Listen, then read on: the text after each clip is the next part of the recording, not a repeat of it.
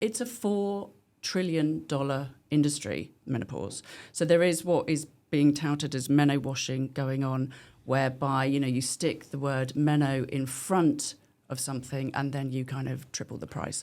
So I've seen meno chocolate, there's meno... Yeah. So what? I know. Yeah. How is it special? Exactly. Social media is full of answers, but it's not necessarily really truthful answers. And I feel like we're in this big kind of wave of menopause awareness, which is fabulous, but in amongst the good advice, there's a lot of crap, isn't there? Yeah. So what are you seeing a lot of that you're like, oh God? So you're right, there's a big conversation happening. People like Davina McCall, the celebrities have kind of put menopause in the spotlight, which is brilliant. But I think what has also happened is now everybody thinks that they're an expert. So if you go onto social media, it's kind of awash with pseudoscience and, there's a lot of BS. There's a lot of non-evidence-based strategies and protocols kind of being pushed at women. And I think a lot of it kind of centres around, I see a lot of conversations talking about balancing hormones. And we know that hormones are incredibly complex. They ebb and they flow. They're different for different people. Different women will have different thresholds where they feel good at in terms of, their hormone profile. So I think there's a lot of kind of oversimplification in some ways, but there's a lot of kind of over-exaggeration in others. So lots of pills and powders and meno blends, being pushed down women's throats. Yeah, I've seen a lot of like these supplement blends or like gut health for menopause blends. Yeah, definitely. And it's almost like this problem is now being talked about. So lots of people are sat around rubbing their hands going, what can we sell to solve this problem? And just coming up with stuff. Yeah, it's a $4 trillion industry, menopause. So there is what is being touted as meno washing going on, whereby, you stick the word meno in front of something and then you kind of triple the price. So I've seen meno chocolate, there's meno... So what? I know. Yeah. How is it special? Exactly. Does it taste better? This is no different than the whole protein side of things. So it used to be like women's protein, and it's like just whey protein. It's the exact same, or like a women's, It's just got like a pink bag. yeah, it's why it's pink. Yeah, you know what I mean. Like, and you're seeing the same with protein, isn't it? Like you can put protein in front of anything and charge 10x the price of like what the traditional side of it would be. So yeah, it's not surprising, but we do fall for it. I think, when women are really vulnerable, which they often are at this time, they do fall for it, unfortunately. Yeah. Particularly because, like you say, I don't think the mental health side of menopause symptoms is talked about enough. Like a lot of people are talking about maybe the brain fog and the fatigue, but you're the second person that we've spoken to in the last 2 days who said anxiety was one of the first and biggest symptoms.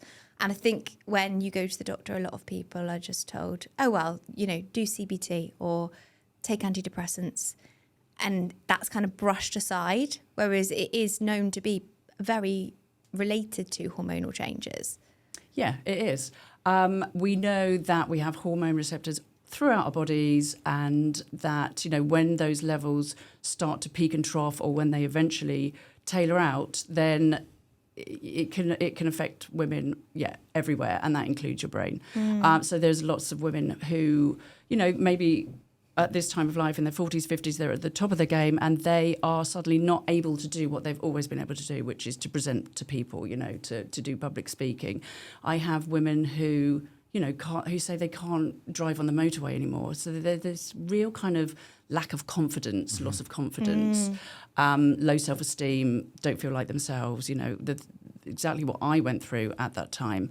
And it can be very hard to pinpoint exactly what is going on. And it can be very hard, I think, for women to put into words what is going wrong. So they kind of slip through the net. And then they're looking to social media to get these answers. And they're not. And then they're kind of in this Wild West almost. If you didn't know, I am a weight loss coach, but I've also lost over 50 pounds myself. So I do know how hard this journey can be. Jaymie and I built the BodySmart method to cut through all the BS out there and bring together the latest weight loss science to fast track your weight loss. None of the frustrating trial and error that I battled with myself. Over 4,000 women have lost 15 to 60 pounds within 6 months with us, whilst also gaining healthy habits, skills, and knowledge, which mean they'll never have to diet again. Now, we know that you have thrown hundreds, if not thousands of dollars at this before and been disappointed endless times. So at BodySmart, we are so confident that you'll get results with our method. We have a full money-back guarantee. To apply to work with one of our expert one-on-one coaches, go to bodysmartfitness.com. Absolutely. And it's really hard to distinguish between who is giving legit advice and who isn't, because there are people who are genuinely doctors, they've been to medical school, but they're saying really crazy stuff on the internet. And so you can't even say, well, look at someone's credentials anymore. Like, that isn't a thing you can rely on. Yeah, I think particularly in the States, there are lots of doctors who are suddenly bringing out supplement lines, menopause-specific supplement lines, that when you actually look at them, it's just magnesium. You could buy magnesium 3 and 8 anywhere. You could buy, calcium, let's say, although we don't always recommend taking calcium. But, they are selling supplements with sticking Meno in front of them. And then, obviously, because they've got huge followings and they're an MD, or here they're a doctor, they are really kind of, they're making a ton of cash out of it. So if somebody is looking at a page or a person and thinking, should I listen to this advice? Have you got any top tips to identify, like, this is someone I should listen to? Well, I think you need to look at their credentials, their qualifications. And I think, it's quite easy, actually, to put your BS kind of radar in full swing. And you can work out pretty quickly if somebody is shilling something, if they are trying to sell you something, then I would immediately say that that's a bit of a red flag. I think the other thing for me is if it's an extreme, because actually the things that are backed by science are pretty boring.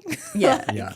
A lot of the things that we're going to talk about today is stuff that your mum told you to do. Like, it's not anything sexy or exciting. And also the supplements are often the cherry on top, right? You know what I mean? Other than maybe say something like HRT, which can be like something foundational that then can help these other really healthy habits that we're going to talk about. But most of these supplements are the icing on top if we're not focusing on the bigger rocks.